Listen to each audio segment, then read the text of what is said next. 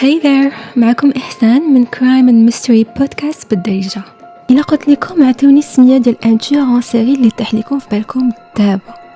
Je suis sûre que دماغكم غادي يمشي ديريكتومون لشي واحد من الأمريك، كندا أو لان بيي أوروبيان.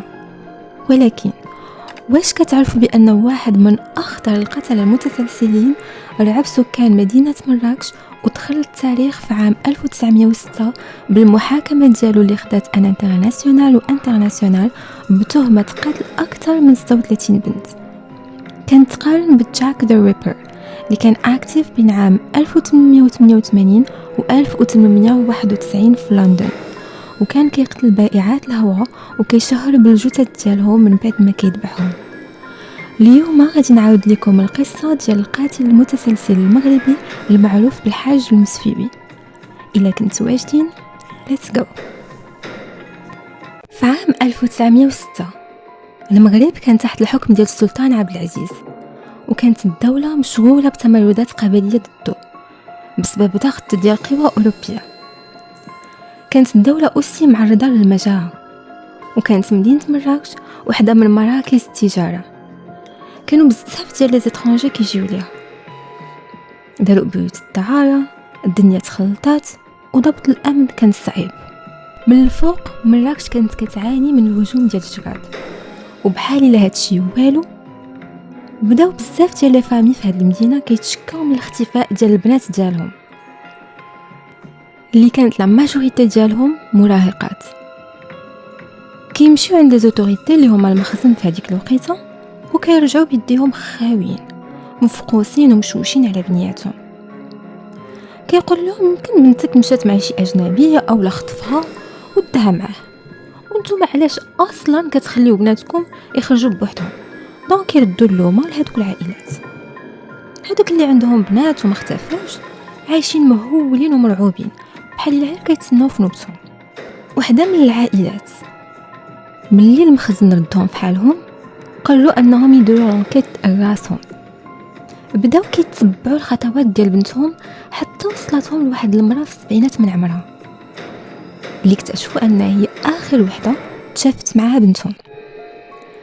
مشاو هضروا معاها، بان لهم فيها الدغل، وما يجبروش تدرجوها لواحد الدار وبقاو كيعذبوا فيها حتى سرسبات لهم كاع داكشي اللي طرا. هاد المراه هادي حيت كبيره فلاش كتقدر انها تخلي الناس يتيقوا ويسامباتيزاو معاها. اعترفت لهاد العائله انها هي اللي دات بنتهم عند واحد السيد سميتو محمد المسفيوي، وراه صفاها ليها من بعد ما دار لها مخدر شي حاجه شرباتها وقتلها وقطع عليها راسها. هاد المراه هادي اعترفت اوسي ان هاد البنت هادي ماشي هي الضحيه الوحيده، وكراه كاينين بزاف. لا فامي ديال هاد البنت من بعد ما سمعوا هاد المعلومات اللي فريمون كتوقف الشعر مشاو ديريكتومون عند الباشا عياش بن داود اللي امر بالقبض الفوري على محمد المسفيوي. محمد المسفيوي كيخدم ككوردونيي و ميم طون كاتب عمومي من مواليد 1850، دونك في العمر ديالو هذيك الساعات 56 عام. اون بيرسون اللي دايره بلاصتها ومعروفه حيت من صناع الصبابط القلال في المدينه، ولكن على حساب كلكو سورس كيتقال ان السكان ما كانوش كيرتاحوا ليه حيت كان ميستيريو بزاف. لا كومبليس ديالو الملقبه بالرحاليه او لان في كلكو سورس اوكسيدونتال حتى هي تشبرات، وكيتقال انها ماتت بسبب التعذيب. صعيب الواحد يفكر ان هذا المجرم بدا الكريم ديالو حتى الخمسينات من عمره. الحاجه اللي معروفه ان الحاج المسفيوي ماشي من مدينه مراكش. في بعض لي سورس كيتقال انه عاش بزاف ديال المدن وتحول لمراكش في 1902، وبدا في الجرائم ديالو هذاك العام بالضبط، يعني في المده ديال 4 سنين قتل 36 بنت، وهادشي غير اللي معروف. مالوغوزمون ما كاينش معلومات بزاف على هذه القضيه، دونك كيبقاو بزاف ديال لي بوين دانتيروغاسيون وكيخرجوا فرضيات كثار. كيتقال ان الدافع الرئيسي ديال هاد الجرائم كامله هو السرقه، بمعنى انهم كانوا كيقتلوا هاد البنات وكيديكابيتيوهم غير باش يسرقوا لهم المجوهرات ديالهم الفضه او الذهب. ولكن اللي كان معروف هو ان الحاج المسفيوي كان ميسور. من هنا كتجي فرضيه كتدخل لو فاكتور سيكسوال، دو المقارنة ديالو مع جاك ذا ريبر. كيتقال أن هاد السفاح كان كيعذب الضحايا ديالو بواحد الطريقة وحشية، كيدوخهم من بعد ما كيدير لهم مخدر في اتاي. اي جوست نحل اون بارونتيز هنايا باش نقول ان دي سورس كيقولوا انه كان كيدير مخدر في دو فان، حيت من الضحايا ديالو كانوا حتى شي بائعات الهواء.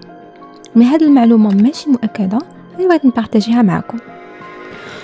دونك ابري كيتعدى على الضحيه ديالو، وفاش كتبدا تفيق تماك كيبدا يتلدد حيت كتبدا تقاومه. كيبدا هذيك الساعات يجي فيها، ملي كتموت كيديكابيتيها وكيشهر بالجثه ديالها. الطرق اللي كان كيستعمل باش يلقى ويستدرج الضحايا ديالو كانت بلوز او موان متنوعه. كنتعرف على هاد الرحاليه اللي ابارامون كانت كدير دي سيرفيس، منهم انها كتجيب البنات لهادوك اللي عندهم الفلوس وما كيبغيوش يفريكونطيو لي بورديل. المسفيوي من لي كليون ديالها كانت في الاول كتجيب له بنات بين لاج ديال 18 حتى 20 عام اللي اصلا كانوا كيمارسوا لا بروستيتوسيون. من البعد قال لها انا ما بقيتش باغي بحال هاد البنات، بغيت بنات صغر.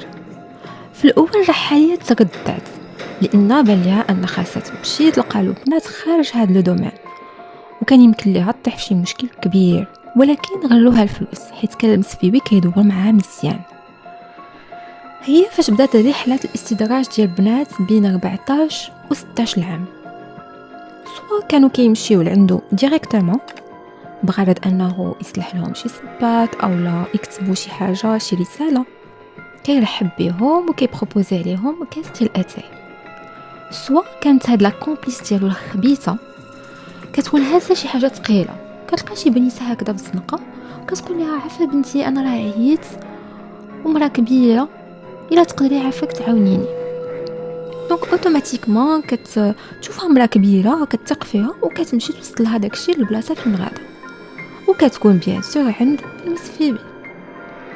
وهادشي اللي ابارامون طرا مع بنت هذيك لا فامي اللي حلوا هاد القضيه، وبنفس الطريقه كتعطيها اتاي والكماله راكم عارفين. من بعد الاعترافات ديال المسفيوي بالجرائم اللي دار في مراكش، ورا لي زوتوريتي فين لقاو الجثث. لقاو 20 جثه في البير تحت لا بوتيك ديالو، و16 مدفونين في الجرده ديال دارو، كلهم ديكابيتي وباين انه مجرح لهم لو كور ديالهم بشي آلة حاده. لو 2 ماي سنه 1906 تحكم على المسفيوي اتعدم صلبا تباعا لواحد العاده موريسكيه اللي كتعطي هذا الحكم هذا للمجرمين اللي قاموا باعمال ضد البشريه. ولكن لي دبلومات من دول اجنبيه تدخلوا واستنكروا هذه الطريقه واعتبروها بارباريك، بحال لا زعما داكشي اللي دار هو الضحايا ديالو ماشي بارباريك. anyways لي كونسولا في مدينه طنجة صيفطوا طلب للسلطان عبد العزيز باش يتبدل الحكم، واقترحوا انه يتقطع له راسه. ولكن المغاربه ولي فامي ديال لي فيكتيم خصوصا ما حملوش هذا التدخل الاجنبي، ونوضوا الفوضى في بليزيور فيل كيطالبوا باقصى العقوبات. السلطان هذيك الساعات كما قلنا كان ديجا فوق الشوايه بلا هادشي كامل، دونك بغا يرضي الشعب ويهدؤوا. في ديك لاطونت ان يقرروا لا ميثود ديال الاعدام، محمد المسفيوي غيبقى مشبر، ولكن ماشي غير جالس وكيتسنى، لا لا لا. ابارتير من لو 15 ماي كان كل نهار كيخرجوه وكيربطوه فوق حمار تقريبا ما لبس والو، كيدوزوه في الاحياء وهو كيتضرب وكيتلح عليه الزبل، كيوصلوا به للساحه ديال السوق. تماك كيجلدوه 10 ديال المرات بواحد العصا مشوكه مصنوعه من لاكاسيا ايبينو اولا خشب الصنت الشائك. في الاخر كيديروا له الزيت والخل على الجروح ديالو باش يكون واجد النهار اللي جاي، وهادشي دام المده ديال 4 ديال لي سيمين. دونك كون ما تدخلوش هادوك لي دبلومات كره فاش تقررت الطريقه والنهار ديال الاعدام، ولكن المسفيوي ما تعلمش.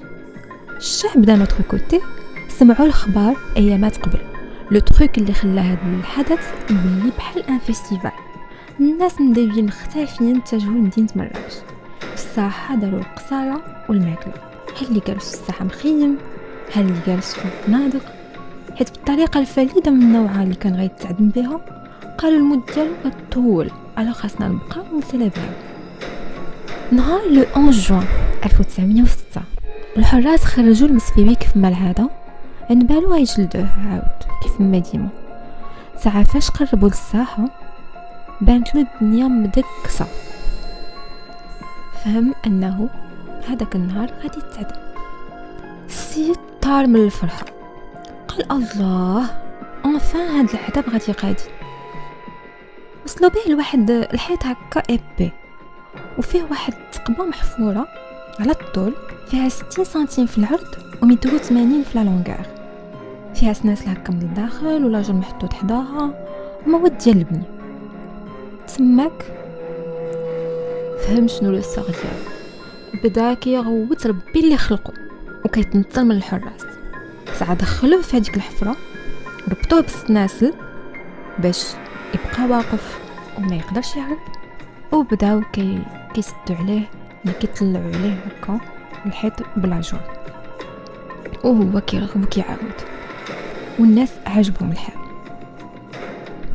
دونك صدقت تدفن حي وواقف. في المده ديال 2 جوغ بقاو الناس كيسمعوا مره الغوات ديالو وكيبداو يعايروه ويغوتوا عليه. في النهار الثالث تقطع الحس ديالو، دونك تفهم انه مات. ولا بليبار ديال الناس ما عجبهمش الحال حيت جاهم مات بالزربه. وبهادشي كيكون الحاج المسفيوي واحد من اخطر المجرمين اللي دازوا في تاريخ البشريه، وحياته سالت بواحد الطريقه اونيك وبشعه. وصلنا لنهايه الحلقه وكنقول لكم ابيانتو.